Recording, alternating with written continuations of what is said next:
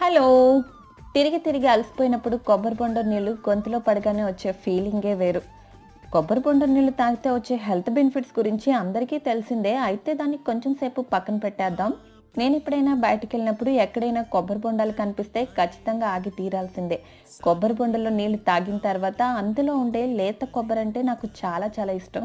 నిజం చెప్పాలంటే దానికోసమే అప్పుడప్పుడు ఈ కోకోనట్ వాటర్ తాగుతూ ఉంటాను. ఇప్పుడు కూడా అవి కనిపించగానే బొండం కొట్టించుకుని గబగబా తాగేసి, అందులో ఉండే కొబ్బరిని తీసైతే ఇమ్మన్నాను. ఆయన చక్కగా బొండం మీద ఉన్న పెచ్చుని చిన్న ముక్కలాగా కొట్టి దాన్ని స్పూన్‌లా చేసిచ్చారు. మంచి లేతగా ఉందేమో, టేస్ట్ ఎంత బాగుందో. ఒక్కోసారి లీటర్ బాటిల్స్ తీసుకున్నప్పుడు అందులో ఉండే కొబ్బరిని ప్యాక్ చేసి ఇంటికి తీసుకెళ్ళి అందులో పంచదార ఏసుకొని తింటూ ఉంటాను. మీలో ఎవరైనా ఇలా ట్రై చేయకపోతే ఈసారి లేత కొబ్బరిలో పంచదార ఏసుకొని ఒక్కసారి ట్రై చేయండి. టేస్ట్ అద్భుతంగా ఉంటుంది. మళ్ళీ మళ్ళీ తినాలనిపించే అంత బావుంటుంది.